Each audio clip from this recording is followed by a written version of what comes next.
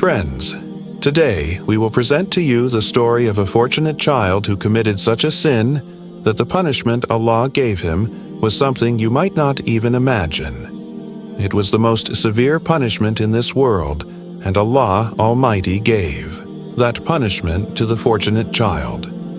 This child, during the month of Ramadan while fasting, did something to his mother that even Allah Almighty could not tolerate. What happened to that child in the end is something you might not even be able to imagine. For those whose mothers are still alive, please watch this video till the very end. And if you are a Muslim and have the intention to keep all the fasts of Ramadan, then please like this video and subscribe to our Islamic Tales YouTube channel, so that you can watch new Islamic videos every day during this Ramadan month. Friends, our like target for today's video is 50,000. Those who love their mothers, please give this video a like. Now, let's begin today's story, inshallah.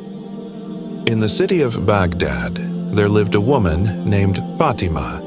Her life completely changed when her husband passed away suddenly. In that darkness of grief, Allah gave her a light. A child was born to her. When she heard the cries of her child, she felt as if Allah had blessed her with this child in place of her husband. Fatima's life then revolved entirely around her son. She loved her son more than her own life. She was determined that no matter how difficult life became, she would raise her son with Islamic teachings.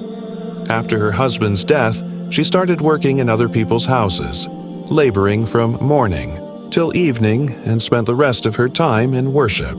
However, she never showed her fatigue or pain in front of her son. In the beginning, everything was going well. Her son listened to her, prayed, recited the Quran, and even fasted during Ramadan. Fatima felt that her son was on the right path, but as time passed, things began to change. Her son started keeping bad company. Fatima knew that these friends would lead her son astray. Gradually, her fears came true. Her son started spending nights outside the house. The boy, who once prayed 5 times a day, now didn't even care about prayer. His interest in fasting and worship completely disappeared. Whenever Fatima tried to explain, he would say, "Mom, you stay in your place. Don't try to teach me." Fatima's heart was broken. She kept praying to Allah, "O Allah, guide my child. I have lost everything." The month of Ramadan arrived. Fatima hoped that this holy month would change her son.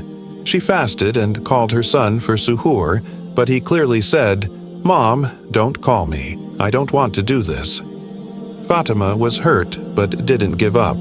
However, one day, a terrible incident occurred. When Fatima was sharing her sorrows with a neighbor, the neighbor advised her, "Fatima, why don't you get your son married? Maybe having a wife will make him responsible." Fatima thought this might be her last hope. She believed that if her son settled down, he might change. So, after Ramadan, she started looking for a good religious girl. Finally, she found a family in a nearby village whose daughter was not only beautiful, but also had a gentle nature and was raised with Islamic teachings. Fatima thought, "This will be my daughter-in-law." Everything was settled, but when she discussed it with her son, he clearly said, "Mom, don't involve me in this. I have no interest in marriage." But Fatima remained patient and kept explaining, "Son, this girl will bring happiness to your life and fix your home." Eventually, her son gave in to her persistence, and the marriage took place after Ramadan. For a few months after the marriage, Fatima felt peace. The new daughter-in-law was fulfilling all her responsibilities beautifully. Fatima, who had been exhausted from her work, now got some rest. The new daughter-in-law took great care of her, always serving her. Meanwhile, her son also started to change. He used to stay out all night, but now he mostly stayed at home. His wife tried to change him with love, saying, "If you don't work, what will happen to our future?" These words started to affect him. He left his bad company and even reduced his addiction. He started doing small jobs to earn money. But gradually, his wife began to control him completely. She tried to distance him from his mother. Fatima realized that her son no longer wanted to spend time with her as before. One day, Fatima told her daughter-in-law, "Tell your husband to sit with me sometimes. I want to talk to him." But this made the daughter-in-law suspicious. She twisted the matter and told her husband that his mother was interfering in their marital life. Hearing this, the son became furious. The son, whom Fatima had raised with her blood and sweat, was now blinded by anger towards her. He overturned her bed, causing Fatima to fall to the ground. He shouted, "My wife works all day, and you're saying she's distancing me from you? You've ruined my life. You pushed me towards addiction. Now, at least my wife has brought me to the right path. I'm earning a living." Fatima was stunned. Her own son, whom she had raised, was now so ungrateful. Not only did he speak harshly, but for the first time he also raised his hand against her. Fatima looked at her son, but there was no remorse in his eyes. His wife stood beside him with a sharp smile on her lips. Fatima realized that she was slowly being pushed out of the house. A year passed, and again, the month of Ramadan began. The mother, who always brought peace and hope to Fatima, had never missed a fast in her life. This time, too, she decided to fast. But this Ramadan brought another difficult test for her. She was now afraid to speak or complain because she knew her son was against her. One day, during suhoor, Fatima was sitting on her bed, waiting. She thought her daughter-in-law would call her. She knew that due to her age, she couldn't prepare suhoor herself. But time passed, and no one called her. She waited, but the time for Fajr prayer arrived, and still, no one called her for suhoor. She realized that she had been deliberately ignored. Tears welled up in her eyes. Her own son and daughter-in-law were neglecting her in such a way, something she had never imagined. Fatima got up, hungry, but with tears in her eyes and true devotion to Allah in her heart. She consoled herself, thinking that this was a test from Allah, and He was watching everything. She spent the entire day in worship. Despite her weakness, she did not break her fast. But when the time for iftar came, she waited again, hoping her son or daughter-in-law would call her. The aroma of food wafted from the house, but no one came to call her. Fatima had no choice but to call her son. "Son, come here for a moment." Her son came out of the room, but his face was filled with anger. He harshly said, "What do you want? What's the matter?" Fatima softly said, "Son, I was fasting. Is there any food for me?" Her son angrily replied, "We are not your servants. My wife worked all day and made bread for you. If you don't eat it, it's not our fault. I called you, maybe you didn't hear." Fatima tried to control herself and avoid an argument. She said, "Okay, son, I won't call you again."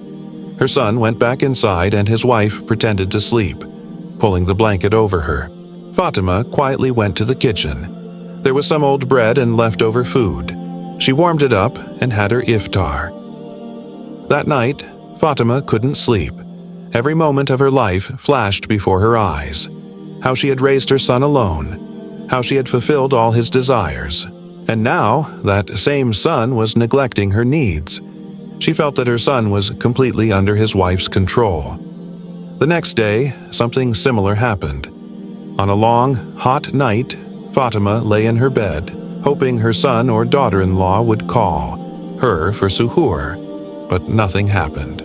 After a while, she struggled to get up and went to the kitchen, hoping her daughter-in-law had prepared something for her.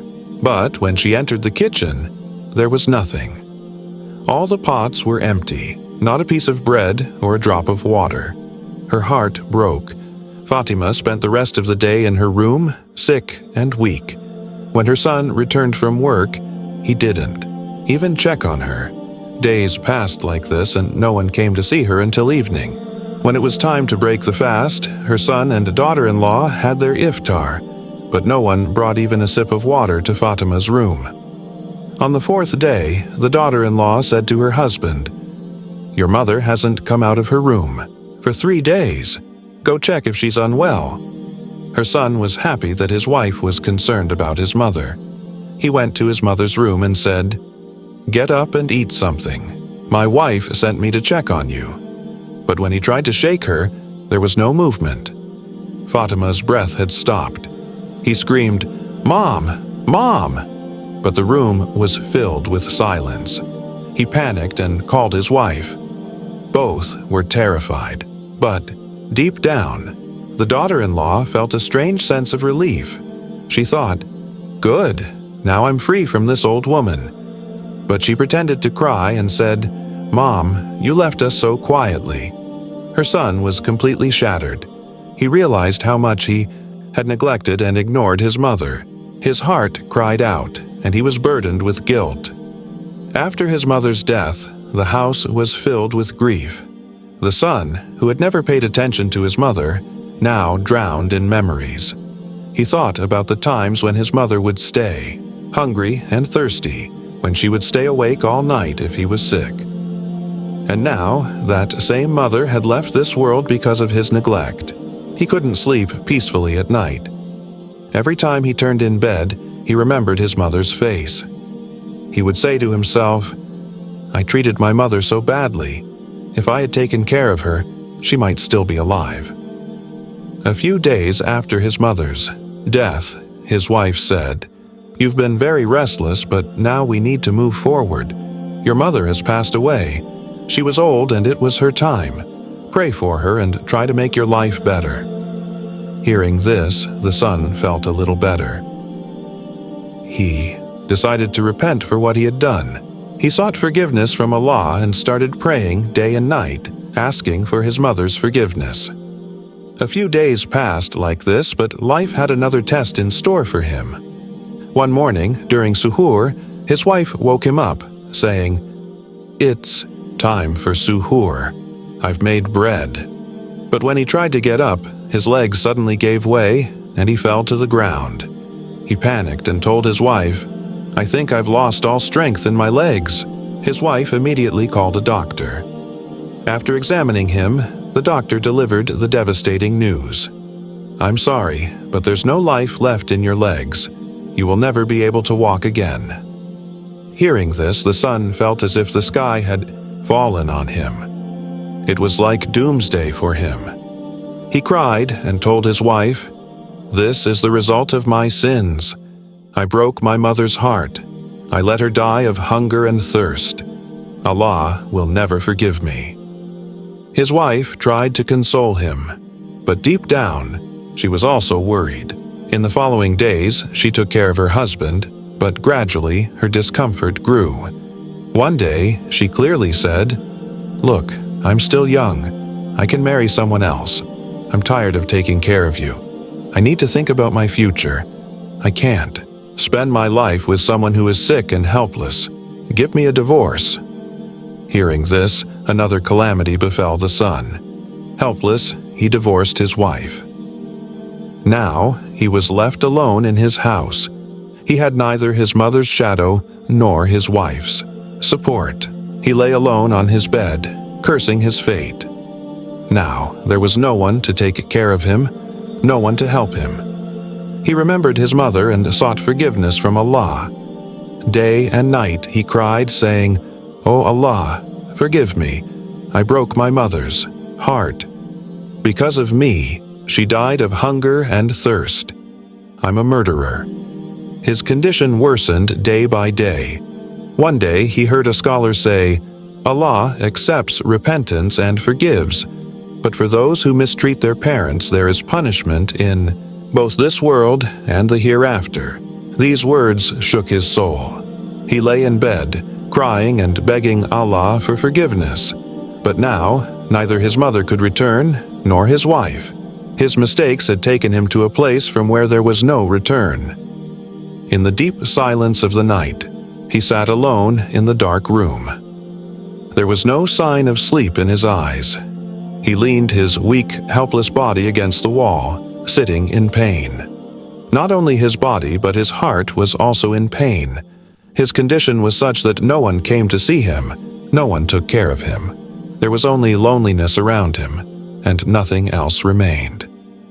Sometimes he would cry out in loneliness, but there was no one to hear his cries. The pain was so deep that he longed for the presence of a loved one.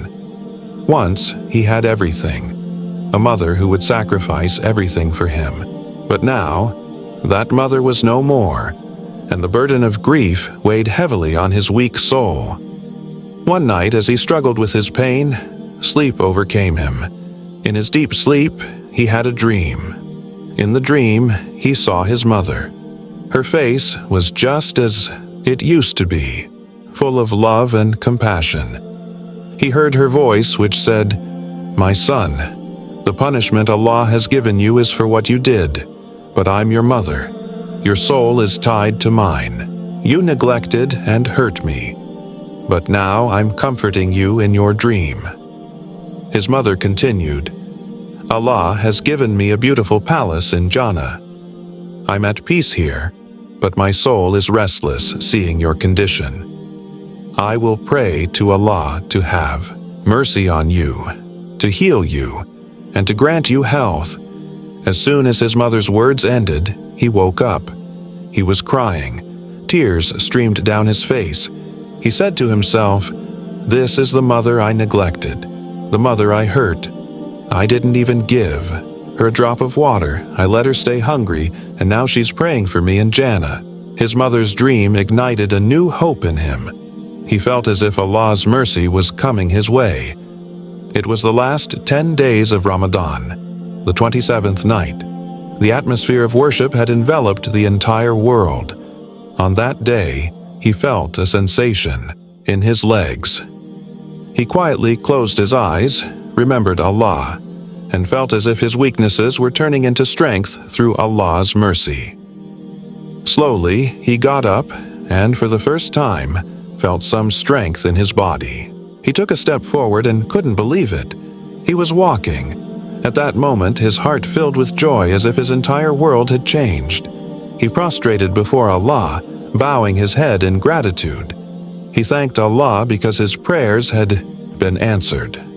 His life started anew, and this illness had helped him distinguish between right and wrong. But his sorrow was that his mother would never return. Dear friends, a mother is not just a word. It is the most sacred and greatest relationship in the world. A mother is someone who always thinks good for her child. Every person in the world can make mistakes, but a mother can never think anything bad for her child. What is love? What is a mother's pain? Listen to those children whose mothers have left this world. When a child gets a small injury, the first person to feel the pain is the mother. But unfortunately, as we grow up, we hurt our mothers. Have we ever thought about what our mothers did for us when we were young? Our mothers would arrange food for us before eating themselves. Can anyone else do that? Yet, as we grow up, we neglect them, sometimes leaving them alone. When a mother prays to Allah, she only prays for her children, never for herself. It's impossible to repay a mother's rights. Even after her death, she continues to pray for her children. But when a mother grows old, why do we leave her alone? This is something to think about. May Allah grant us the ability to serve our parents, and may He grant those whose parents have passed away the highest ranks in Jannatul Firdaus. Ameen, Summa Ameen. And for those whose parents are still alive, in this world, may Allah grant them the ability to serve their parents, and may every parent be granted the ability to pray for their children's goodness. Don't forget to write Ameen in the comments. Friends, this was our video for today. Let us know how you liked it in the comments. And to watch new Islamic videos, subscribe to our Islamic Tales YouTube channel so that you can be the first to watch new Islamic videos during this Ramadan month. Until the next video, may Allah grant us and you the ability to serve our parents. Ameen, Summa Ameen. Assalamu alaikum wa rahmatullahi wa barakatuh.